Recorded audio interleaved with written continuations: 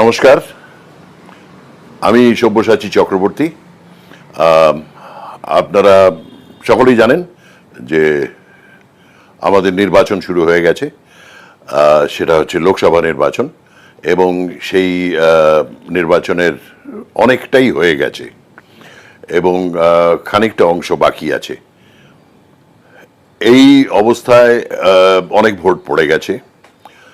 কারা কাকে ভোট দিয়েছেন জানা নেই, কিন্তু আসন্ন যে বাকি কটা দিন ভোট বাকি আছে তাতেও লোকে কাকে দেবেন জানা নেই। তবে আমি ব্যক্তিগতভাবে এই জন্যে এই সোশ্যাল মিডিয়াতে এসে আপনাদের কাছে কথা বলতে এসেছি, তার মূল কারণ হচ্ছে আমি নিজে বিশ্বাস করি যে বাম শক্তিকে যদি জায়গা না দেওয়া হয় লোকসভাতে, তাহলে দেশের অবস্থার উন্নতি হবে না। আপনারা অনেকেই হয়তো সামনে থেকে দেখছেন যে প্রচুর হাইওয়ে তৈরি হচ্ছে, প্রচুর উন্নতি কল্পে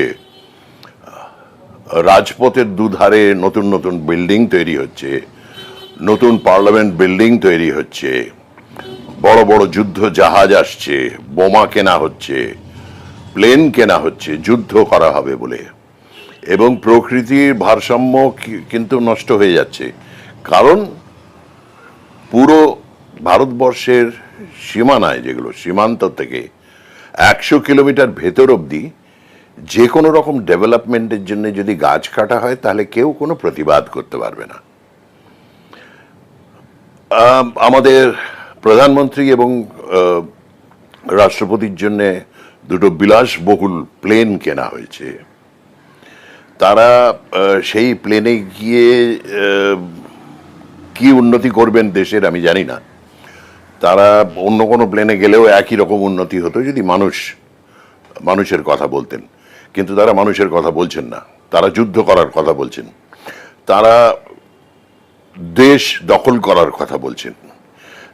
যেমন আজকে সারা পৃথিবীতেই একটা অশান্ত একটা পরিবেশ তৈরি হয়েছে, বিভিন্ন লোকের বিভিন্ন রকম আদর্শ নিয়ে লড়াই চলছে। এবং আমাদের রাজ্য যে রাজ্য সরকার, তারাও এমনভাবে রাজ্য চালনা করছেন যে সবাই সবাইকে খুব ঘেন্না করছে, সবাই সবার প্রতি একটা বিদ্বেষ তৈরি করেছে, সবাই সবাইকে মারতে চাইছে, গালাগাল দিতে চাইছে, কটু কথা বলছে। এই পরিবেশ কিন্তু ছিল না। এই পরিবেশ যখন বাম শক্তি যখন এই রাজ্যে ছিল, তখন কিন্তু এই পরিবেশ ছিল না। এই পরিবেশে যারা ওই পরিবেশের মধ্যে গিয়েছিল,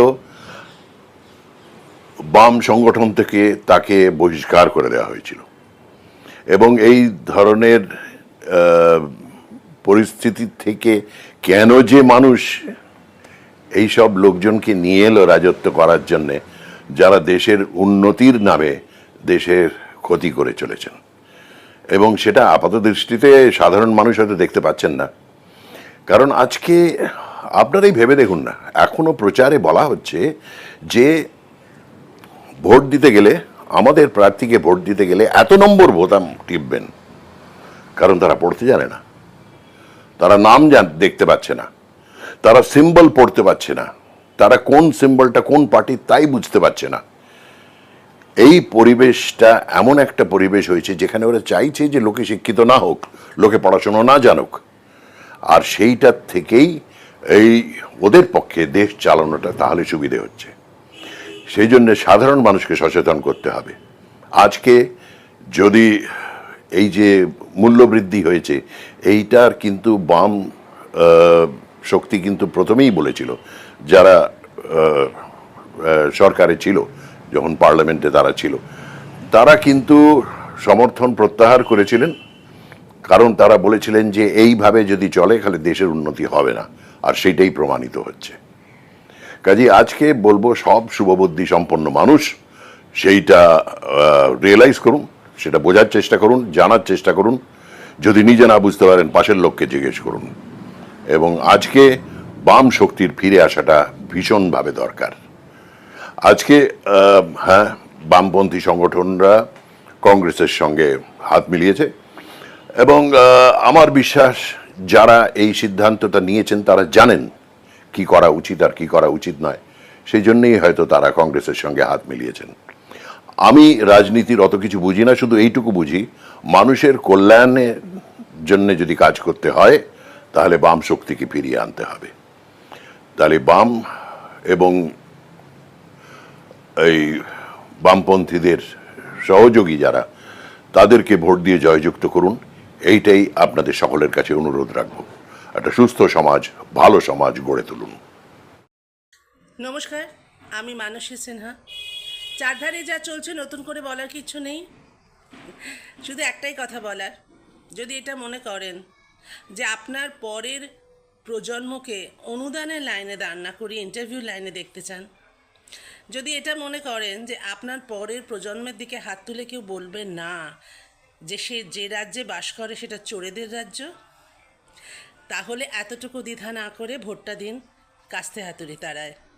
ভোটটা দিন বামফ্রন্ট প্রার্থীদের, ভোটটা দিন বাম সমর্থিত কংগ্রেস প্রার্থীদের, তাই না? আপনার পরের প্রজন্মের জন্য একটা সুস্থ রাজ্য গড়ে তোলা, এটা আপনার কর্তব্য। নমস্কার, আজ অনেকদিন বাদে আপনাদের সামনে এলাম, ভালো লাগছে। ভালো সবসময় লাগে আমার, কিন্তু সবসময় ভালোটা দেখানো যায় না বা ভালোটা বোঝানো যায় না। যাই হোক, আমাদের রাজ্যের সমস্যা সাংঘাতিক।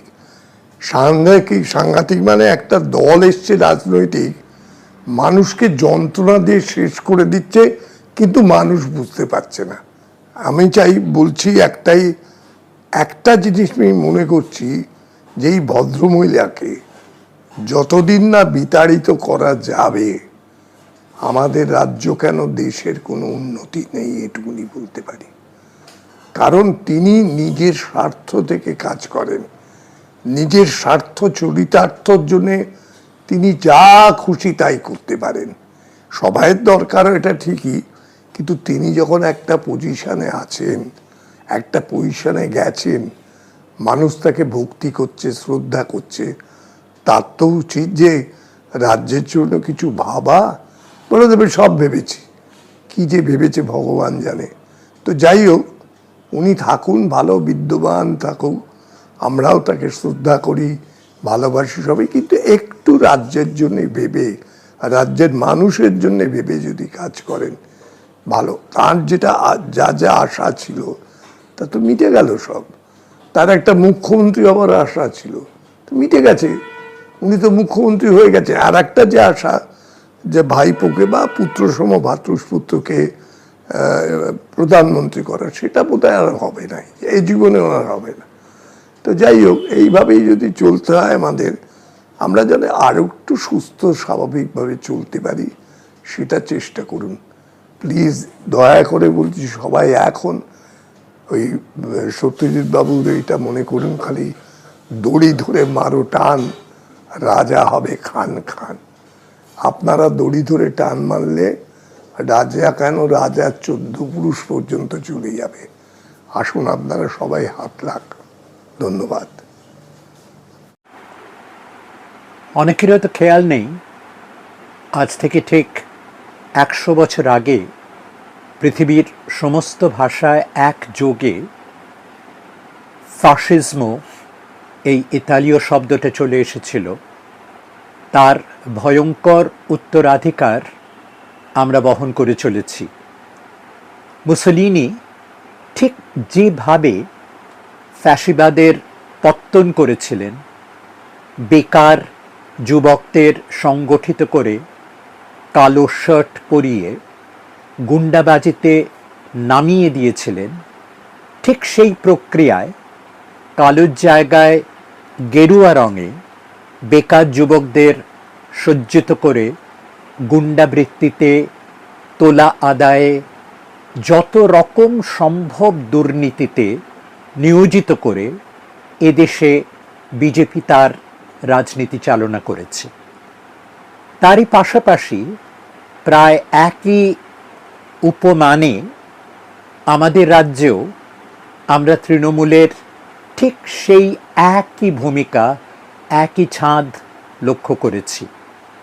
ফলে এবারের নির্বাচন যে সময়ে যে পরিবেশে অনুষ্ঠিত হচ্ছে এবং তাকে ঘিরে বিভিন্ন পুঁজিপতি সংস্থা, শাসিত পোষিত মিডিয়া যেভাবে এই দুই শাসক দল এবং তাদের রাজনীতির সপক্ষে দাঁড়িয়ে সমস্ত খবর, সমস্ত তথ্য, সত্য, বাস্তব পরিস্থিতিকে বিকৃত করে চলেছে, সেখানে আমি আবেদন করব মানুষের কাছে, ভোটদাতাদের কাছে, যে আপনারা এই ভয়াবহ ফ্যাসিবাদী প্রবাহের বিরুদ্ধে ভোট দিয়ে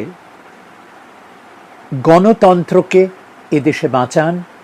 গণতন্ত্র যদি ধসে পড়ে তাহলে কি ভয়ঙ্কর দুর্বিপাক নেমে আসতে পারে তার সমস্ত লক্ষণ আমরা চারিদিকে এই মুহূর্তে দেখতে পাচ্ছি।